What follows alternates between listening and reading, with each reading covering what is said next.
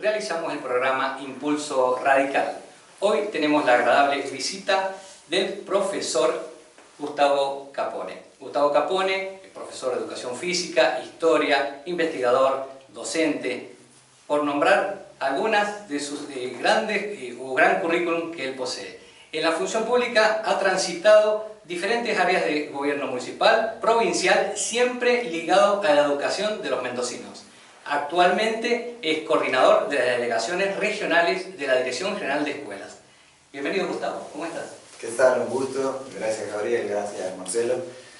Gracias por la invitación. La verdad que creo que estos espacios de comunicación, de interactuación, son sumamente importantes y que generan espacios para la reflexión ciudadana, así que predispuestos y a la orden. Gustavo, tu experiencia cuando fuiste director de Educación Superior de la provincia. La verdad que un desafío realmente interesante, ¿no?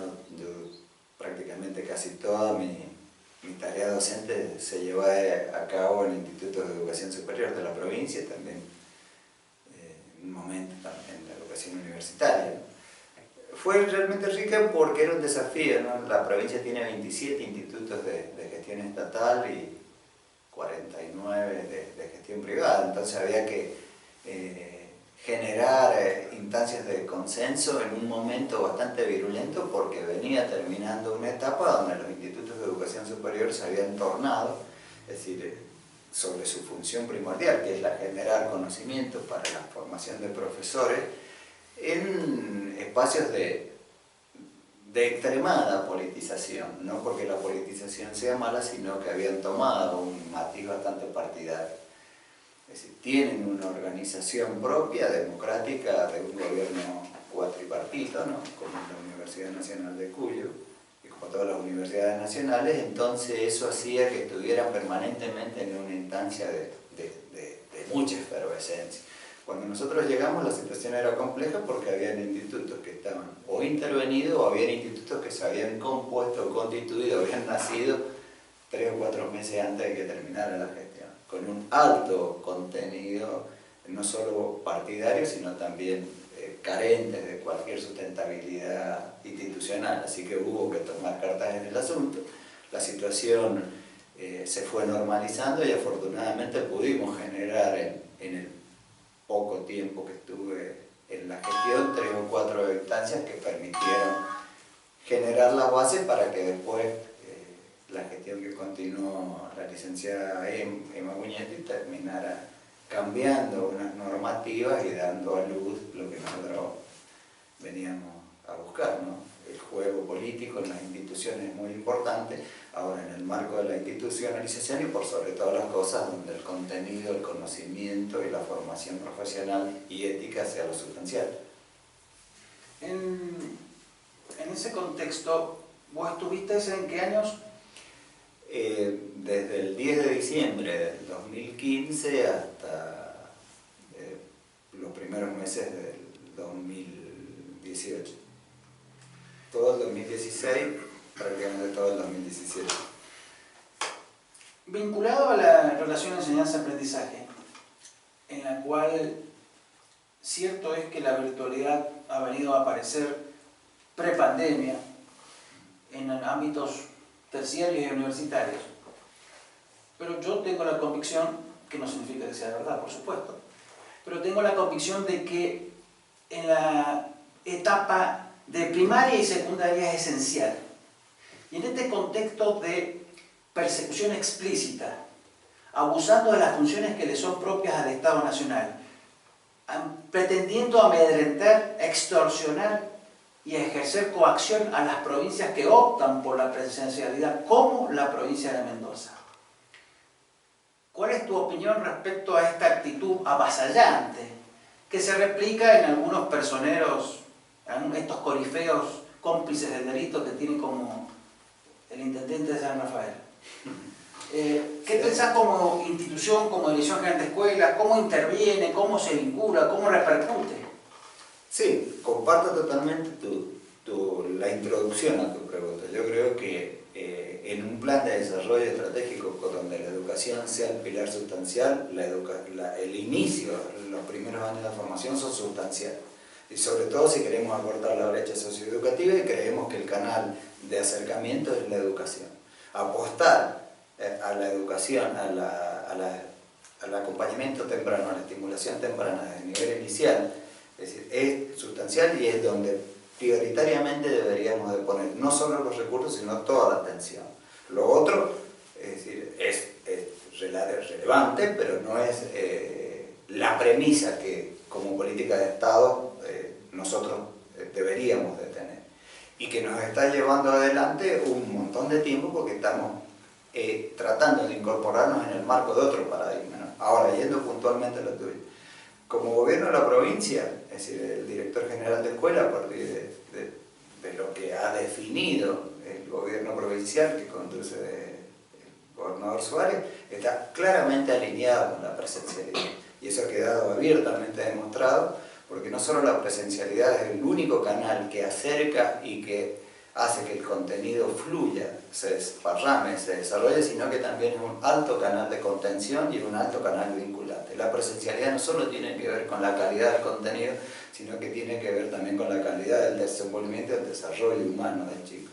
Este vínculo docente, maestro, profe, dire, preses, el celador con el alumno es irremediablemente imprescindible.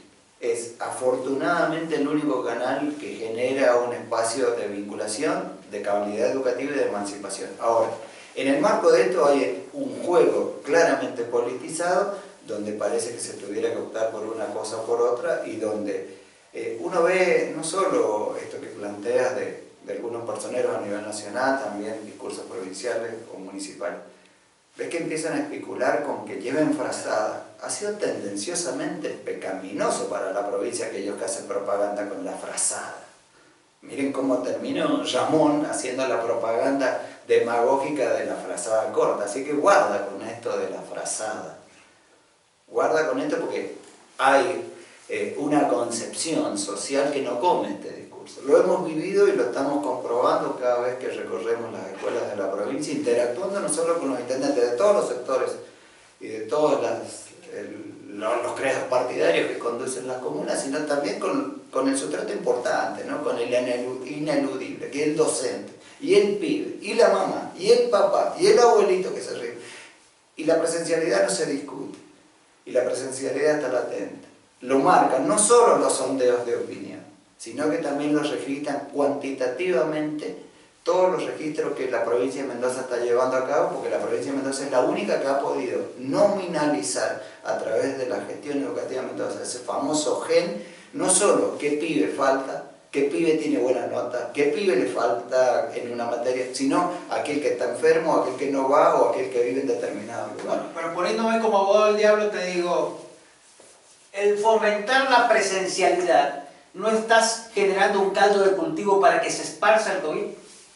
No. ¿Los números qué dicen? Absolutamente todo lo contrario. No solo lo manifiesta UNICEF, no solo lo manifiesta la Sociedad Argentina de Pediatría, sino que es lo que nosotros registramos.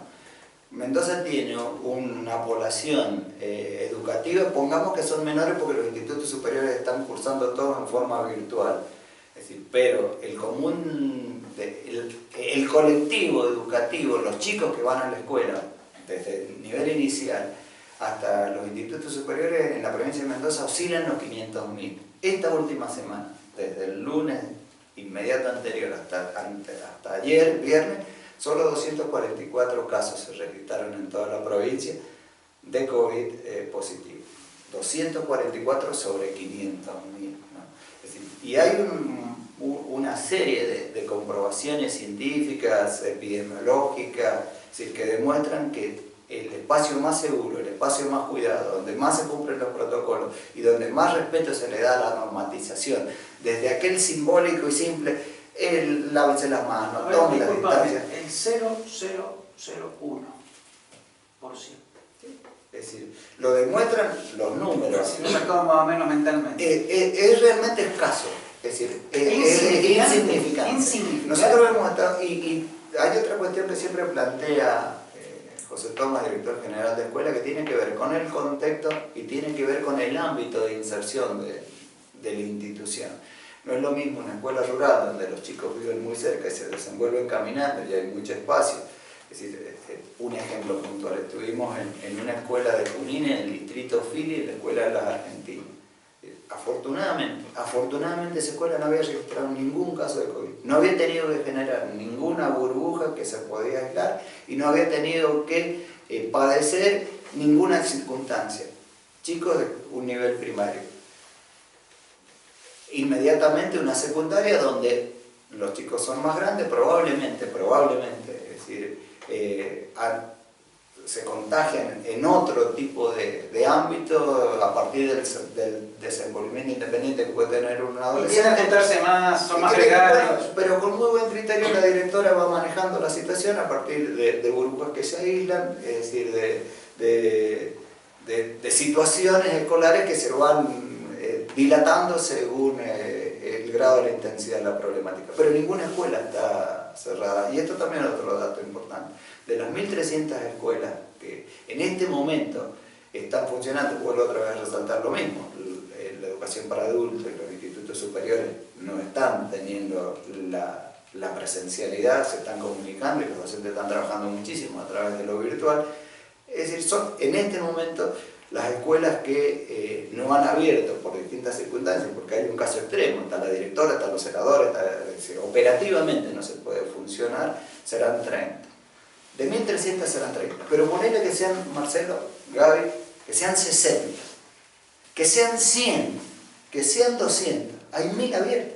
Sin duda. Es decir, y eso es una clara manifestación de la responsabilidad complementosa ha manejado la situación. ¿Cómo están jugando en esta instancia los sindicatos? Bueno, SUTE, celadores. Mira, es decir, quisiera primero poner en valor esto. Es decir, estaba hablando con un viejo afiliado al SUTE también. Es decir, mi madre, maestra de toda la vida, fue una de las fundadoras de la Casa del Maestro.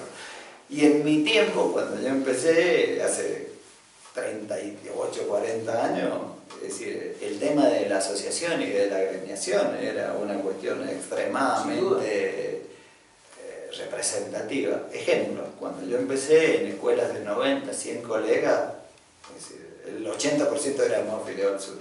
Hoy, de 80, 90 docentes, 6 o 7 son afiliados al SUT. Eso marca claramente la pérdida de legitimación y claramente la poca representatividad que nuestros. Una cosa es el SUTE de Garcetti que otra cosa es el SUTE de Montoro, Quintana, claro. Es decir, D'Angelo, ¿no? Hablando de viejos fundadores, ¿no? Es decir, y juegan partidariamente, es decir, con una fuerte premisa de defensa a un colectivo que cada vez es más chico. Es decir, y especulando con el lógico temor que puede infundirse o que puede sostener un colega o una mamá o un papá. Entonces es extremadamente irresponsable porque no se sustentan como la nación en los datos claramente cuantificados, tipificados, científicos. Mendoza sí los tiene. Entonces los argumentos que empiezan a aparecer son estos, ¿no? Es decir, dejen de matar gente, toman un asesino, etcétera, que se te lleven la frazada. Es decir, reflejemos el cuadro de situación. Tomas asesino cuando Enrique es el que está imputado por abuso sexual. Sí, es decir, no quisiera... No, pero son de hecho datos objetivos.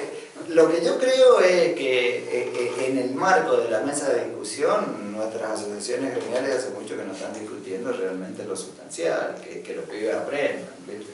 Es decir, están defendiendo espacios de poder para ver después si pueden ser validados en las listas, ¿viste?, de sus partidos, ¿no? Y esto se ve claramente.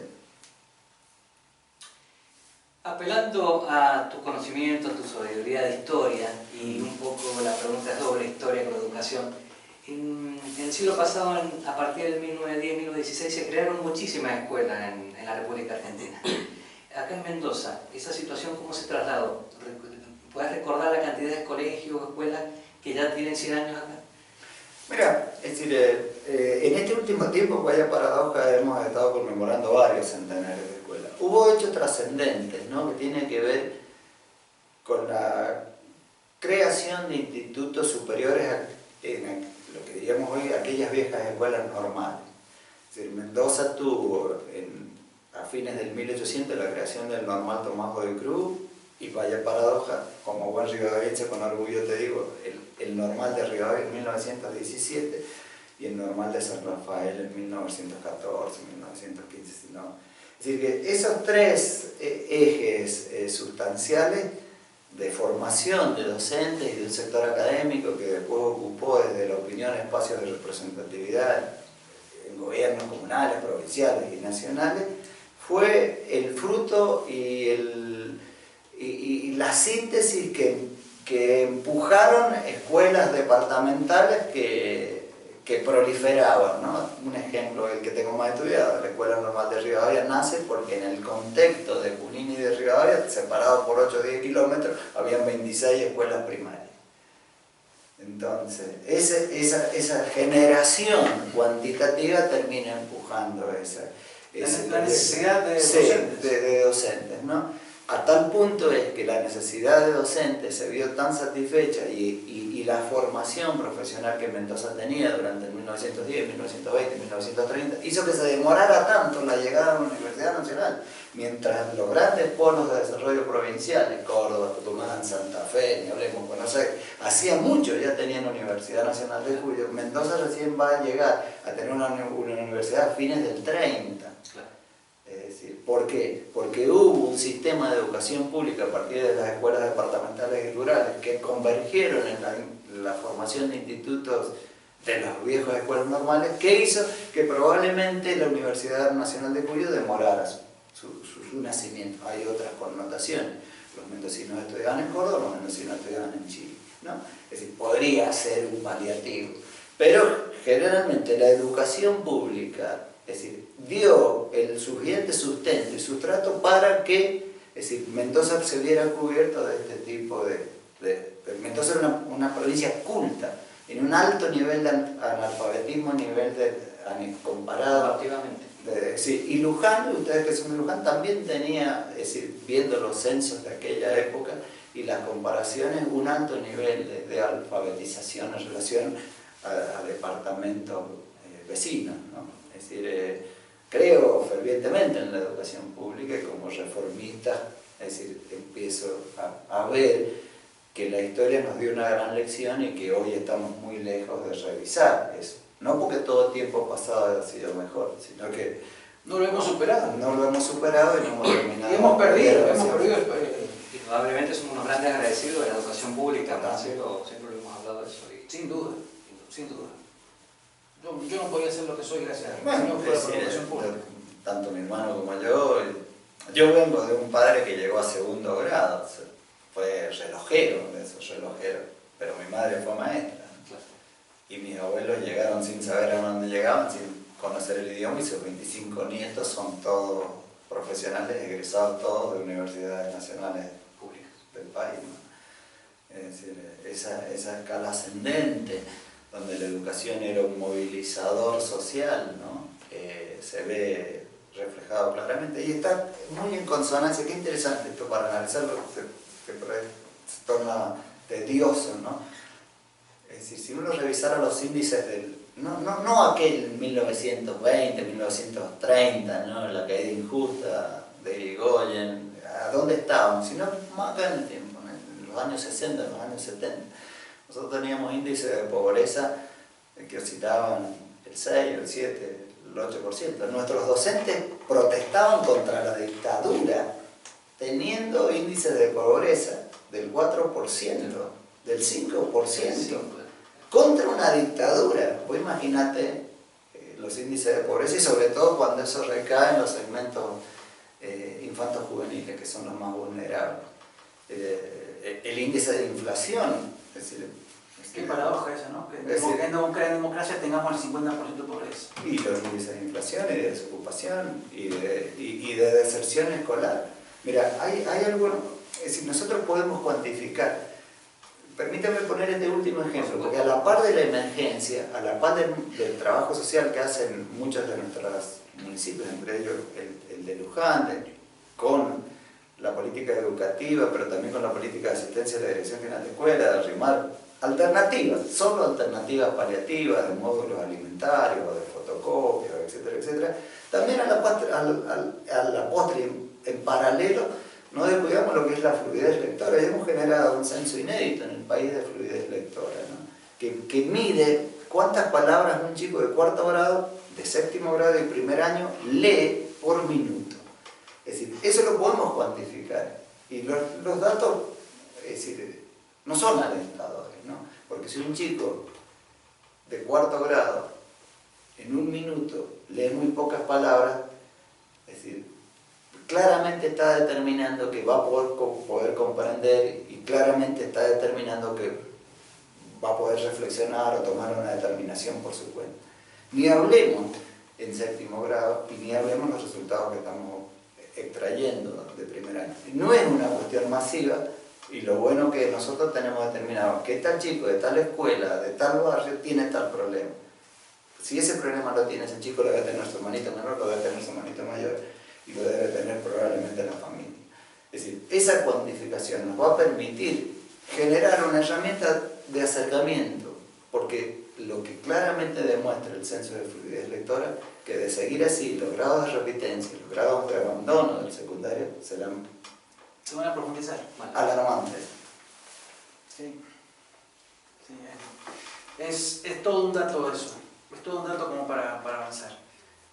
Y me parece que en el futuro podríamos hacer un programa específicamente por educación. Invitamos a las responsables de la educación del municipio, de la Dirección General de Escuela, de algún docente si podemos invitar también, y si es posible también el sindicato que manifieste cuáles son sus posiciones al respecto, porque esto es un problema que nos va a asignar de aquí a 50 años. Si no paramos, si no empezamos a revertirlo, Bangladesh va a ser un paraíso. Sí, la nota es compleja, ¿no? Es decir, resalto Mendoza, no por formar, me siento halagado, ¿no? Parte de la gestión educativa, sino que el hecho de tener nominalizado implica un acercamiento muy puntual y concreto, porque sabemos claramente cuál es el chico. En esto hay que poner en valor todo el trabajo que se produce a partir de los supervisores, de la directora, de la seño, de la profe, ¿no? Un valor extraordinario, ¿no? Un esfuerzo realmente loable. Pero en esa sinergia, ¿no? Y en esa articulación en red, donde también nos apoyan y nos acompañan muchísimo las direcciones de educación municipal, el municipio en sí, es decir, nos permite tener el dato. Es decir, es una gran diferencia. Es decir, una de las grandes contras que tiene, no es de las grandes contras, de las contras que yo podría marcarle claramente a la gestión nacional y a lo que nosotros encontramos, es que era todo a mí me parecismo, todo a mí me parecista, es poco, son muchos, se estigmatiza, no hay datos, ¿no? Entonces, la profundización de la obtención del dato te permite tomar resoluciones para adelante, y te muestra este diagnóstico como bien planteado el Marcelo Gabriel, ¿no? Es decir, ¿cuál es el tema en materia educativa, en materia deportiva, en materia artística, en materia... de toda esta amplia gama que tienen que ver con el sistema de formación humana? Es que si empezás hoy, los resultados los vas a tener recién dentro de 6, 7, 10 años, 20. Sí, pero un día hay que empezar. Es decir, no hay una política por sobre la cita. Sí. Exactamente. Tu mensaje a los docentes. Bueno, es decir, son mis colegas, ¿no? Y en el amplio sentido de la palabra, mis compañeros de trabajo. Yo me he formado yendo a una escuela y de la mano de mi mamá, ¿no? Que fue toda la vida docente. No tengo más que agradecimiento y valorar el compromiso en este tipo de notas, ¿no? De notas tan duras como es la que presenta la coyuntura. Ese rol emancipador, ese rol contenedor, es decir, es impagable. Déjame que cuente una anécdota, ¿no? Mi madre estaba muriendo, ¿no? veníamos con mi hermano acompañándola a la salida de un laboratorio bioquímico de Rival. La cosa venía mal, ¿no? Los datos, dirían, de los especialistas no eran buenos. Al poco tiempo mi madre iba a fallecer, pero se cruzó con un cincuentón largo como yo que le dijo: adiós señorita Beba. Mi vieja resucitó. Es decir, no había droga, especialistas, remedio que lo motivara tanto como ese que se cruzó en la calle y le dijo: adiós señorita Beba. Es decir, mi vieja habló toda la tarde de la escuela, de eso, y que el pibe. En realidad, después me enteré quién era, que la había saludado, se lo agradecí. Es decir, era uno de los tantos que por ahí te cruzás en la calle y te dice: chau señor, chau profe, etcétera, etcétera. Es referencial, pero ese espíritu está latente todavía, ¿no? Esa identificación, ¿viste? Ese compromiso, esa bocanada de aire, ¿no? Esa bocacho, ¿no? Eso que sale, que está, que se transpira, que es epidérmico. Eso el amplio colectivo de los docentes lo tienen. Así que para eso solo agradecer y en el fondo, como papá también, que es beneficiado directo de ellos por la educación de mis hijos, de mis sobrinos. Es decir, un abrazo fraterno. Y como dice la canción, adelante maestra, que la lucha continúa. Sin duda que sí. Muchas gracias por venir. No, Marcelo, un gusto y felicitaciones por la iniciativa. Indudablemente, el espacio está abierto y esperamos verte pronto. Sí, Gabriel, te agradezco, son muy cordiales, un gusto. Igualmente. Continuamos en la próxima sección con más Impulso Radical. Bueno, muchachos, gracias. Muy bien. Gracias. Muy bien.